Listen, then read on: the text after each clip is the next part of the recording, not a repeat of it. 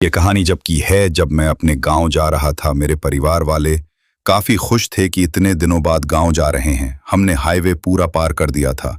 अब हम गांव वाले कच्चे रास्ते आ गए, बिल्कुल सुनसान। तभी मेरी बीवी को कुछ अजीब सा लगने लगा, कुछ डरावना। पर मैंने ज्यादा ध्यान नहीं दिया क्योंकि यार मैं ड्राइविंग कर रहा था और थका हुआ भी हो रहा था। पीछे बच्चे अपने मोबाइल चला रहे थे। फिर बहुत अंधेरी और सुनसान सड़क हमारे सामने दिखती है। हमने देखा हमारे सामने एक औरत चल रही है। मैंने हॉर्न मारा और देखा उसका जला हुआ चेहरा, इतना भयानक चेहरा, बहुत ज्यादा। तभी जंगलों में एक साड़ी में एक औरत देखी। मैंने सोचा न समझा, गाड़ी की स्पीड बढ़ा दी, पर साइड मिरर में वो औरत दिखाई दे रही थी। मेरे किसी बच्चे को आसमान में कुछ डरावना देखा और बहुत तेज चिल्लाया। मेरे हाथ स्टीयरिंग पर थे और मैं कांप रहा था कि ये क्या हो रहा है। मेरी बीवी भगवान से हाथ जोड़कर प्रार्थना कर रही थी और मैं अपने बच्चों का हौसला बढ़ा रहा था कि कुछ नहीं हुआ। गांव का वह पुराना मकान हमारे साइड में से निकला। तभी मेरे सामने एक चमकीली आंख दिखाई देती है। मेरी बीवी ने उस आंख की तरफ इशारा किया। मैं और मेरे बच्चे कुछ समझ पाए। हमारी गाड़ी के सामने कोरा ही कोर दिखाई देने लगा।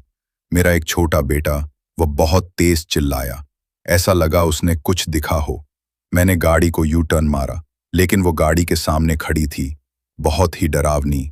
मैंने अपनी गाड़ी की स्पीड बिल्कुल भी कम नहीं करी। मुझे आज भी याद है, एक मंदिर की घंटी सुनाई दी। हमने गाड़ी मंदिर के साइड में लगाई और मंदिर के अंदर जाकर देखा, एक पुजारी पूजा कर रहा था। हमने आंसू भरी आंखों से मंदिर पर माथा टेका। वहां के पुजारी ने बताया कि वह औरत को गांव वालों ने जिंदा जला दी था, क्योंकि लोग कहते थे कि वह शैतान की पूजा करती है। मैं और मेरे परिवार वालों ने यह बात सुनी और मुझे कुछ याद आया। जब मैं हाईवे की तरफ जा रहा था तो मुझे याद आया कि वह काम मेरी आंखों के सामने हुआ था। जब मैं सोता हूं तो उसकी वही भयानक आंख मेरे सामने आ जाती है। मैं सोते सोते उठ जाता हूं, बिल्कुल पसीने में, क्योंकि वह औरत और कोई नहीं, मेरी मौसी थी, जिसे पूरे गांव वालों ने रात में परिवार सहित जिंदा जला दी थी।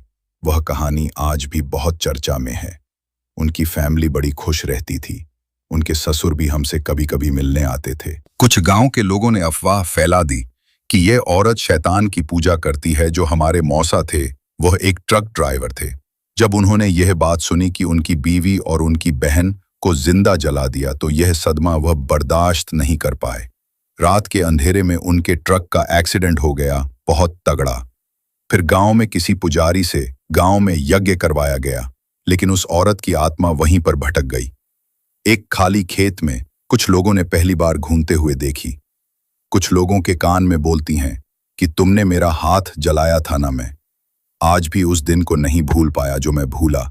इस घटना के बाद दोबारा याद आ गया। मैं अपने गांव में ना रुका। गांव से कुछ किलोमीटर दूर एक होटल में रुका। बारिश का बहुत तेज हो रही थी। मुझे आवाज ऐसी आ रही थी जैसे कोई पुराना दरवाजा हो। तभी मेरी बीवी को एक पुरानी मांस की सड़ी हुई बदबू आने लगी। मैंने उसके कंधों पर हाथ रखकर बोला, भूल जाओ, मुझे नहीं, आप बदबू रही। और सच्ची बात तो यह है कि बस मैं उसका डर खत्म करने के लिए बात बोली थी, वो बदबू मुझे भी आ रही थी। तभी मैं खिड़की में से देखा कि एक औरत मुझे घूर रही है। मेरी बेटी चिल्लाई।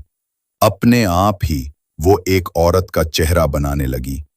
ये हालत देखकर मैं पूरी तरह सदमे में पहुंच गया। मैं अपने घर पहुंचा। मैंने पूजा करी। मुझे एहसास हुआ जैसे कोई हमारे साथ आया है। हमारे बेसमेंट में किसी की परछाई दिखती है और गायब हो जाती है। ऐसा लगता है जैसे कोई ठंडी हवा का झोंका हमारे आसपास से गया है।